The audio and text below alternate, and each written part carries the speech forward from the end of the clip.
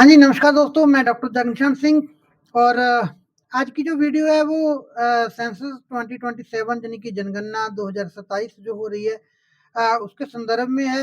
और ये वीडियो जो है वो सभी टीचर्स के लिए जो जिनकी ड्यूटी जनगणना में लगी हुई है उनसे संबंधित है और जो आम जनमानस भी हैं, उनसे भी संबंधित है। तो अपनी वीडियो शुरू करने से पहले आप ना एक ये वीडियो देखिए, फिर अपने बात करते हैं।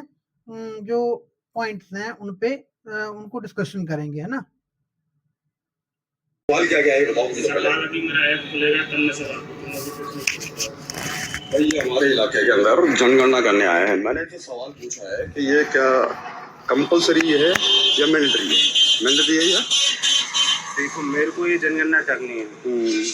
आप बोल रहे हो ऐसी है कि मैं करवाऊँ या नहीं करवाऊँ, तो मेरे हिसाब से आपको करवानी ही पड़ेगी। नहीं, इसमें वो बताओ कि ये कंपलसरी है क्या, वो कागज बताओ।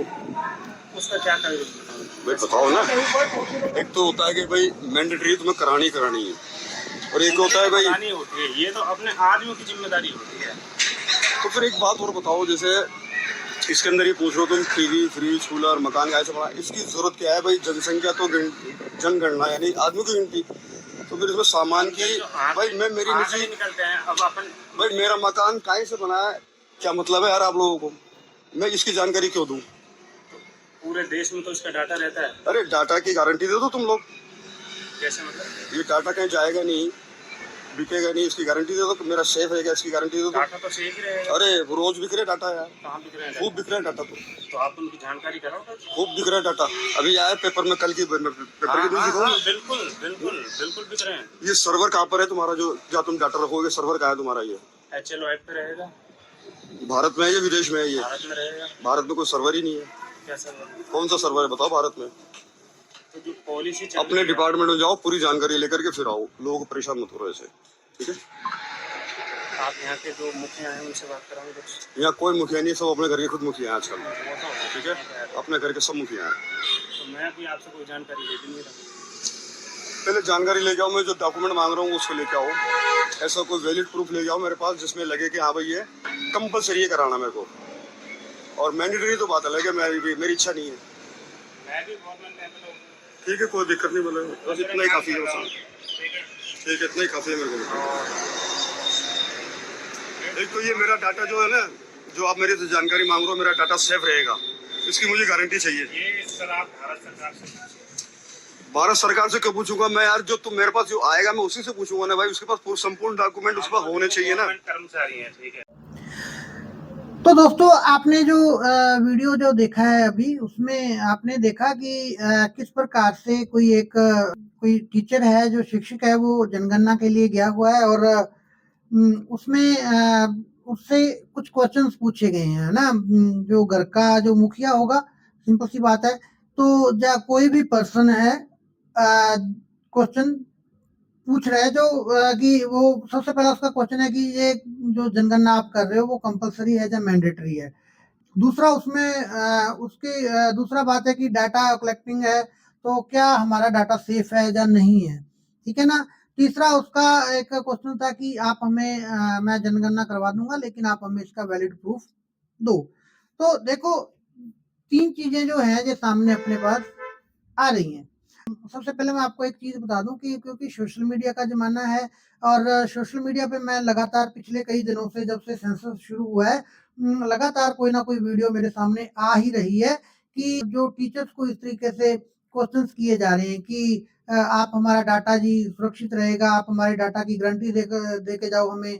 तो सिंपल सी बात है, वहाँ पे देखो टीचर्स भी इतनी, जो एक तो ऊपर से गर्मी है, 45-47 डिग्री का टेम्परेचर है, 50 डिग्री तक टेम्परेचर जा रहा है और वो बेचारे घर-घर घूम रहे हैं। उनका दिमाग पहले ही, उनका डाटा जो उनके डाटा के फ्यूज़ उड़े हुए हैं पहले ही। सिंपल सी बात, मैं आपको सीधी-सीधी बात करें, है ना?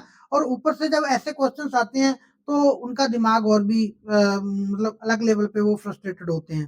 तो लेकिन देखो इसमें 2 चीज़ें हैं। क्या है कि कुछ लोग तो वैसे गूढ़ ज्ञानी होते हैं कि उनको इन चीज़ों से कोई लेना-देना नहीं है कि डाटा क्यों पूछ रहा है, कैसे पूछ रहा है, या हमारा डाटा लीक होगा या नहीं होगा। उन्होंने कहीं से सोशल मीडिया से कोई पहले किसी की वीडियो देखी है और जस्ट उसी के आधार पे वो उनसे क्वेश्चंस करने में लगे हुए हैं। उनको खुद को भी नहीं पता कि क्या ये सही है या गलत है, क्योंकि अगर उनमें इतना दिमाग होता ना, क्योंकि ये उनके खुद के क्वेश्चंस नहीं है।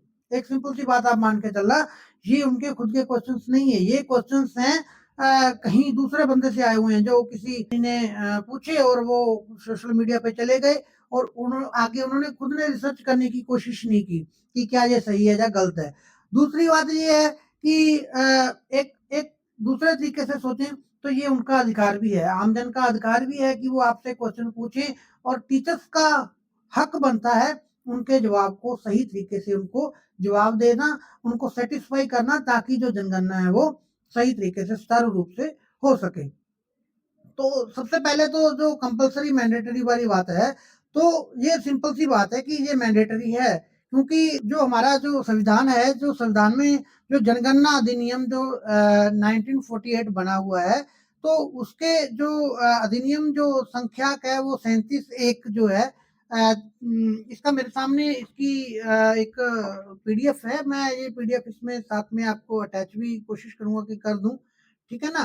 तो उसमें उन्होंने पूरा का पूरा जो जानकारी है वो दी हुई है कि क्योंकि जो जनगणना करनी है, तो जनगणना एक कानूनी रूप से जो वैलिड है, तो इसमें कोई किसी को अगर कोई पूछे कि वैध है या वैधता है या नहीं है, तो हाँ, जनगणना में सहयोग करना आपका हक बनता है, ठीक है ना। तो पहली बात तो ये है, तो आप टीचर्स को मेरा जो सजेशन है, ये मेरी वीडियो जो है वो टीचर्स और सभी आमजन के पास आप जरूर शेयर करें, उन टीचर्स के पास जरूर शेयर करें जिनको जिनकी ड्यूटी इसमें लगी हुई है, कि आप एक ना इसमें जो जनगणना अधिनियम 1948 है, इसकी आप एक कॉपी निकलवा लो, ठीक है, और उस कॉपी को निकलवा के आप अपने पास रखो। और अगर कोई आपसे इस तरीके से क्वेश्चन करता है, देखो ऐसा नहीं होगा कि आपसे आप अगर एक दिन में 10 घरों में 20 घरों में जा रहे हैं तो 15 घर उसमें से क्वेश्चन करेंगे, या 20 घर आपसे 20 के 20 क्वेश्चन करेंगे, नहीं, उनमें से कोई एक आध होगा जो आपसे क्वेश्चन करेगा, ठीक है ना। तो सिंपल सी बात है, उसमें जो चीजें हैं, जो उस अधिनियम में जो जो चीजें हैं, वो चीजें आप क्या है कि वो एक पेज रखो, उसके जो कॉपी निकलवा लो, ये है लगभग 7 पेज का एक डॉक्यूमेंट है, ठीक है, और इसको आप प्रिंट करवा के आप अपने पास बैग में रखो, और उसमें कुछ पॉइंट्स हैं जो उनको आप हाईलाइट कर दो, है ना, ताकि कोई भी ऐसा अगर क्वेश्चन पूछता है तो उसको आप वो जो अधिनियम की जो कॉपी है वो आप उसको दिखा के आप उसको क्या कर सको, बंदे को सेटिस्फाई कर सको, क्योंकि ये जरूरी है आज के समय में। अगर आपने मान के चलें तो नो डाउट हर कोई क्वेश्चन पूछेगा, बहुत सारे लोग क्वेश्चन पूछते हैं, और जो मतलब इसमें दोनों चीजें आती है ना, कि कुछ लोग नासमझी में पूछते हैं, कुछ लोग समझदारी में पूछते हैं, और जो समझदारी में पूछना और नासमझी में पूछना, दोनों में जो उनके आदमियों की जो बोलने की टोन है उस पर डिसाइड हो जाता है कि ये किस तरीके से बात कर रहा है। तो मैं यहाँ पे आपको कुछ चीजें हैं जो मैं आपको यहाँ पे जो पीडीएफ में मैं हाईलाइट कर दूंगा, तो आप इसमें देखो। सबसे पहले तो क्या है कि जो सेंट्रल गवर्नमेंट है, केंद्र सरकार द्वारा जनगणना का किया जाना, तो इसमें एक पॉइंट आता है। सबसे पहले तो जो भारत है, भारत में या उसके किसी भी भाग में जब किसी आवश्यक या वांछनीय हो तो जनगणना करने के लिए उपलब्ध करना, और ऐसी जनगणना करने के संबंध में कतिपय विषयों के लिए उपलब्ध जो करना समीचीन है। यानी कि इसमें अधिनियम के जो कुछ रूल्स हैं कि संक्षिप्त नाम और विस्तार जो है, इस अधिनियम का संक्षिप्त नाम है जनगणना अधिनियम 1948, ठीक है ना। और इसका जो विस्तार है वो संपूर्ण भारत पर है, यानी कि ये संपूर्ण भारत पर ये जो लागू होता है, क्योंकि कुछ अधिनियम होते हैं जो स्टेट पे लागू होते हैं, और कुछ अधिनियम होते हैं वो सेंट्रल गवर्नमेंट द्वारा अप्रूव्ड होते हैं, यानी कि पूरे भारत पे उसका क्या होता है, वो लागू होते हैं नियम। तो इसका क्या है कि ये पूरे भारत पे लागू है, ठीक है ना।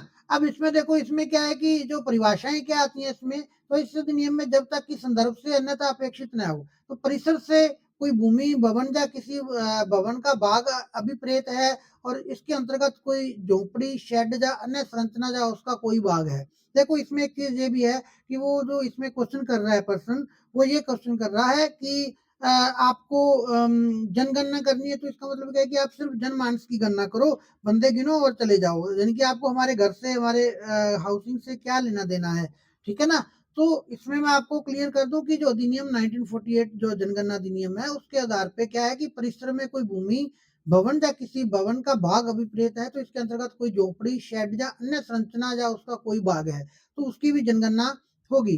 ठीक है। दूसरा, विहित से इस नियम के अधीन बनाए गए नियमों द्वारा विहित अभिप्रेत है, यानी कि यान से कोई ऐसा यान अभिप्रेत है जो सड़क परिवहन के प्रयोजन के लिए उपयोग किया जाता है या उपयोग किए जाने योग्य है, चाहे वह यांत्रिक शक्ति द्वारा हो या अन्य अनोदित हो। यानी कि आपको जो आपके पास जो साधन है उनकी भी जनगणना में जो हो जनगणना हो सकती है। सिंपल सी बात है।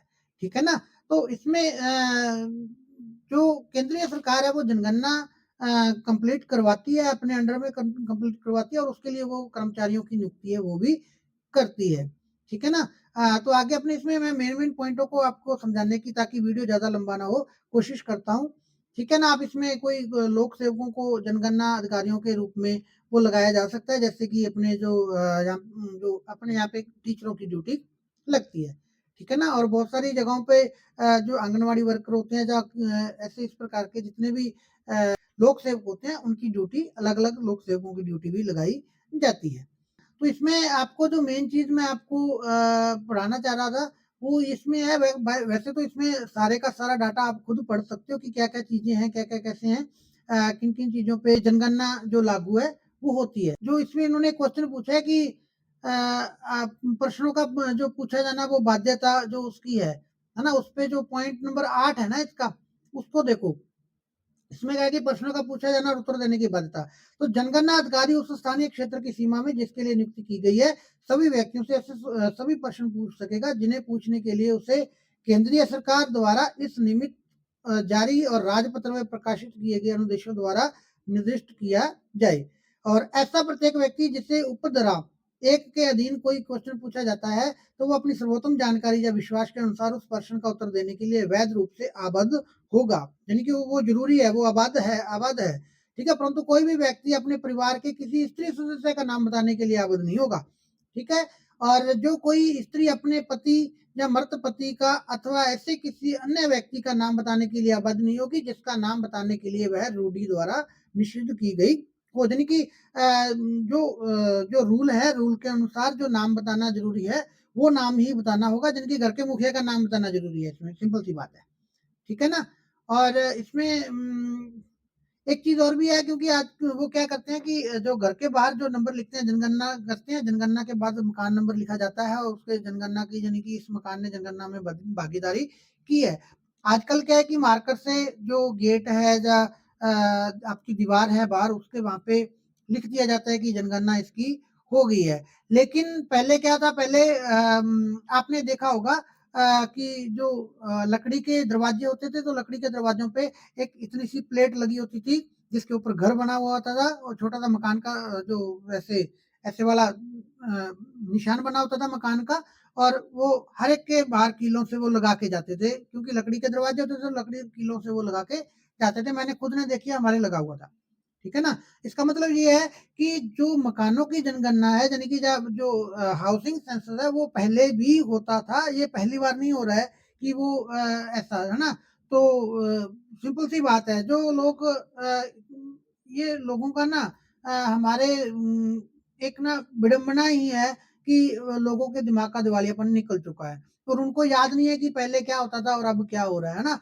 तो देखो, यहाँ पे बात किसी एक पर्टिकुलर पार्टी की नहीं है, ये कॉमन बात है। पहले भी हाउसिंग सेंसस हुए थे, अब भी हाउसिंग सेंसस होते हैं और हो रहा है। ठीक है।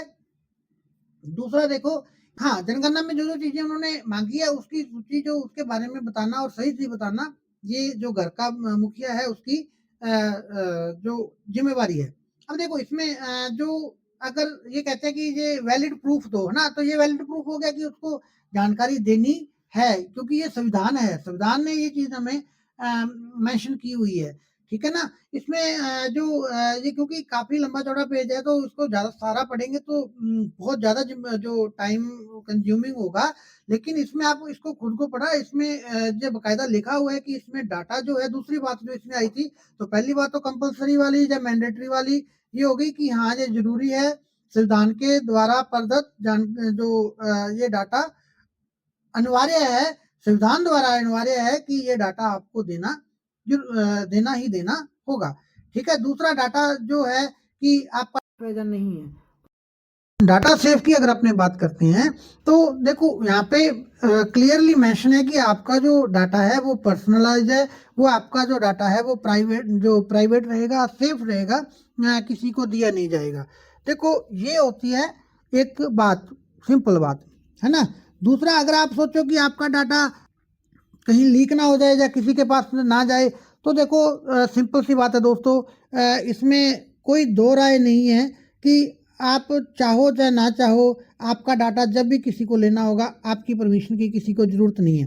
क्योंकि आप जिस फ़ोन से आप रिकॉर्डिंग कर रहे हो ना, वो फ़ोन का कैमरा, उस फ़ोन का आपका जो माइक्रोफोन है वो 24/7, इवन कि जब वो आपका फ़ोन बंद पड़ा है तो भी वो काम करने के लिए आजकल जो टेक्नोलॉजी है वो आ चुकी है कि आपके बंद फ़ोन से भी वो चीज़ें जो डाटा है वो ले सकते हैं। उनको आपकी सहमति की उनको ज़रूरत ही नहीं है। ठीक है ना। तो इसमें क्योंकि ये डाटा कोई इतना ज़्यादा कॉम्प्लिकेटेड डाटा नहीं है कि आपसे आपके बैंक अकाउंट मांग लिए या आपसे आपकी कोई पर्सनल जानकारी मांग, है ना। इसमें आपसे वही डाटा पूछा जाता है कि आपके मकान, क्योंकि इन चीज़ों से ही क्या होता है, डिसाइड होती हैं चीज़ें। ये चीज़ें जो ये एक रिसर्च का हिस्सा होता है असल में, क्योंकि जब आप रिसर्च करते हो तो रिसर्च में हर एक चीज़ का क्या है कि देखा जाता है कि लोग गरीबी रेखा के नीचे हैं या कितने लोग गरीबी रेखा से ऊपर हैं, कितने लोगों के पास अपने खुद के मकान हैं, कितने लोगों के पास गाड़ियां हैं, कितनी गाड़ियां जो पिछले 10 सालों में गाड़ियों की संख्या कितनी बढ़ी, या मतलब ऐसे बहुत सारी बातें हैं, है ना, कि कि अभी हमारा जो विकास जो है वो किस हद तक हम कर पाए हैं। तो ये दूसरी चीज़ है कि आपका डाटा नो डाउट सेफ रहेगा। अगर उनको ज़रूरत हुई तो वो उनको आपसे पूछने की ज़रूरत भी नहीं पड़ेगी, वो आप वैसे आपका डाटा वो ले लेंगे। और आपका फ़ोन जो है, आपका माइक्रोफोन जो है, आपका फ़ोन का कैमरा जो है, वो 24/7 कंपनीज को डाटा आपका दे रहे हैं। वो आप इस वहम से निकलना होगा आपको बाहर कि आपका डाटा कहीं आप प्राइवेसी में हो, तो ये तो मुश्किल नहीं है। आज के युग में ये AI और जो टेक्नोलॉजी का युग है, इस युग में ये चीज़ पॉसिबल है ही नहीं। ठीक है ना। तो या तो आप कहें कि अगर आपको आपका डाटा बहुत ही ज़्यादा सेफ रखना है तो आप VPN का यूज़ करो, तो लेकिन मतलब वही चीज़ है ना। तो ये जो प्राइवेसी वाली बातें करना और ये चीज़ें सब चीज़ें एक जो हास्योहीनी बात हो जाती है। अब देखो मैं इसमें अगर कोई आदमी क्या है कि इसमें मना करता है कि वो डाटा नहीं देगा, या वो आप जो टीचर है जो आए हैं सेंसस करने के लिए उनकी हेल्प नहीं कर रहा, तो क्या है कि उसमें देखो, इसमें इन्होंने, मैं सीधा जो पॉइंट्स पे आता हूँ, वो पॉइंट है जो शास्त्रियाँ हैं, 11 नंबर पॉइंट है। 11 नंबर पॉइंट में आप इनको सभी को पढ़ लेना, आप अपने आप से पढ़ना। और इसमें देखो मैं पढ़ना शुरू करता हूँ। देखो अड़ाय से पढ़ना शुरू करते हैं कि किसी ग्रह से शुरू करते हैं। देखो कि कोई व्यक्ति, ऐसा व्यक्ति जो जनगणना अधिकारी द्वारा पूछे गए कोई ऐसा व्यक्ति जो जनगणना अधिकारी द्वारा उससे पूछे गए किसी ऐसे प्रश्न जिसका उत्तर देने के लिए वह धारा 8 यानी कि ऊपर वाले द्वारा वैध रूप से आबद्ध है, साक्ष्य मिथ्या उत्तर देगा, या अपनी सर्वोत्तम जानकारी या विश्वास के अनुसार उत्तर देने से इनकार करेगा। या दूसरा देखो पॉइंट, किसी ग्रह, अहाते, जलयान या अन्य स्थान का अभियोग करने वाला कोई ऐसा व्यक्ति जो जनगणना अधिकारी को उसमें ऐसा अभियुक्त प्रवेश करने देने से इनकार करेगा जैसा कि वह धारा 9 द्वारा अनुज्ञा देने के लिए अपेक्षित है। या कोई ऐसा व्यक्ति जो किन्हीं ऐसे अक्षरों, चिन्हों, संख्या को जिन्हें जनगणना के प्रयोजन के लिए अंकित किया जा लगाया गया है हटाएगा, मिटाएगा, परिवर्तित करेगा या उन्हें नुकसान पहुंचाएगा, यानी कि जो आपके गेट के ऊपर वो लिख के जाएंगे ना जनगणना का जो डाटा जो है, ठीक है ना, हाउसिंग नंबर। क्या कोई ऐसा व्यक्ति जिससे धारा 10 के अधीन अनुसूची भरने की अपेक्षा की गई हो, जानते हुए बिना किसी प्राय हेतुक उस धारा के उपबंधों का अनुपालन करने के लिए असफल रहेगा, या उसके अधीन कोई मिथ्या विवरणी देगा, यानी कि कोई गलत जानकारी देगा। सिंपल एक लाइन में बात करें, क्या कोई ऐसा व्यक्ति जो जनगणना कार्यालय में अत्याचार करेगा, वहां जाके शोर शराबा करेगा, ठीक है, करेगा। जुर्माने से जो 1000 रुपये तक का हो सकेगा दंडनीय होगा। यानी कि उस समय जब बनाया था ना ये रूल, तो उस समय ये 1000 रुपये का जुर्माना था, तो उस समय तो बहुत ज़्यादा था, ठीक है ना। आज के टाइम हालांकि इसको चेंज नहीं किया है, तो ये 1000 रुपये का जुर्माना वो उस पे व्यक्ति पे लगाया जा सकता है, ठीक है ना। और बाघ कै, बाघ खे या बाघ गय के अधीन दोष सिद्ध की दशा में कारावास से भी, जो कि 3 वर्ष तक का हो सकता है, दंडनीय होगा। तो आप एक चीज़ ये चीज़ सोच के चलो, मान के चलो कि अगर आप जनगणना में बाध्यता करते हो, बाध्य बनते हो, तो आपको 1000 रुपये जुर्माना या आपको 3 साल तक की सजा हो सकती है। ये मैं नहीं कह रहा, ये कानून कह रहा है, ये जो संविधान का जो राजपत्र है वो कह रहा है, ठीक है ना। तो इसमें जो और भी बहुत सारी बातें हैं, पूरा जनगणना के बारे में बहुत सारी बातें इसमें जो की गई हैं, है ना।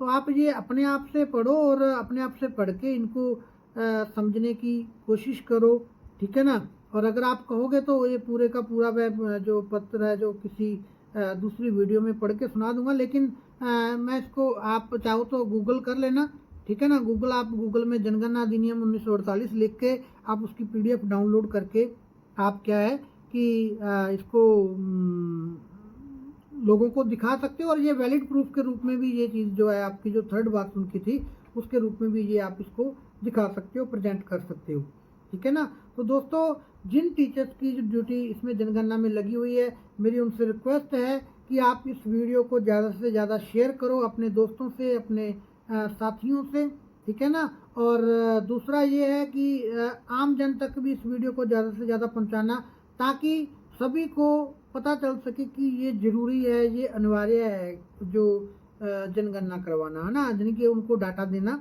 अनिवार्य है, तो सही डाटा देना और ज़रूरी डाटा देना ये ज़रूरी है।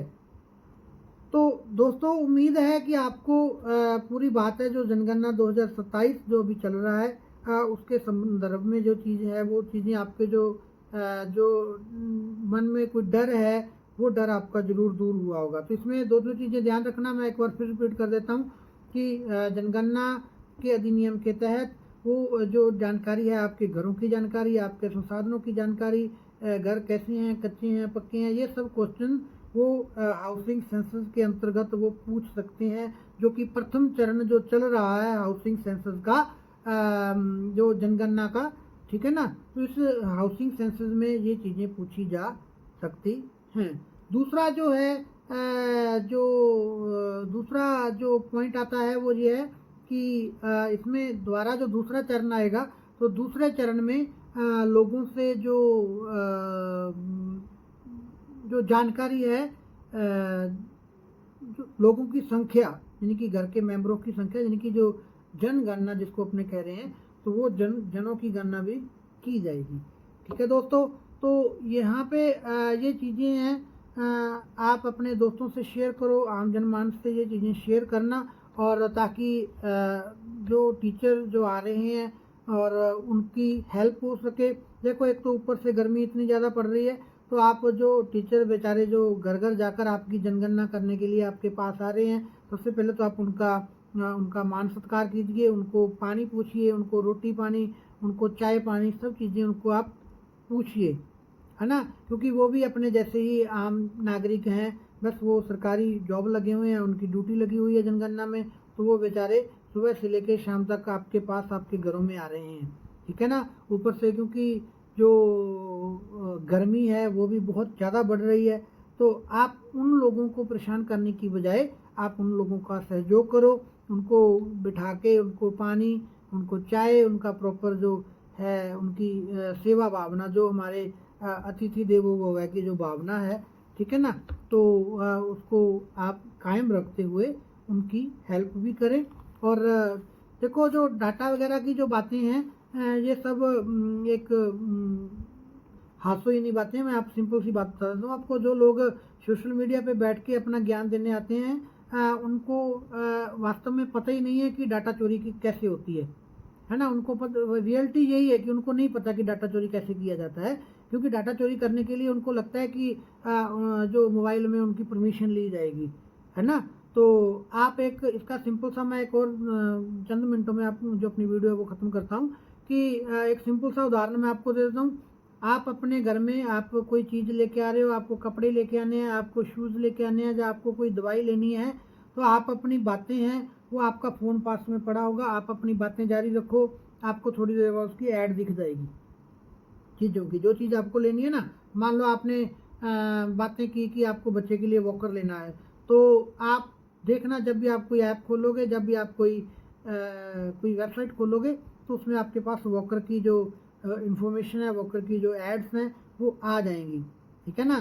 तो वो आपने मोबाइल को कहा नहीं है कि मोबाइल जी आप मेरे को वॉकर ढूंढ के दो, है ना। तो वो डाटा जो कंपनियों के पास जो ऑलरेडी वो जो आपका माइक्रोफोन है, सॉरी, जो आपका माइक्रोफोन है वो लगातार सुन रहा है आपकी बातें, और जो आपका फ़ोन है वो लगातार सर्विलेंस पे भी है। आप इस चीज़ को ये मन से वहम निकाल दो कि आप सेफ़ हो, ठीक है ना। अगर आपको अपना डाटा सेफ रखना है, आप अपने आप को सेफ रखना चाहते हो, तो एंड्रॉयड जो दुनिया है, ऐसी दुनिया से दूर भाग जाओ, ठीक है।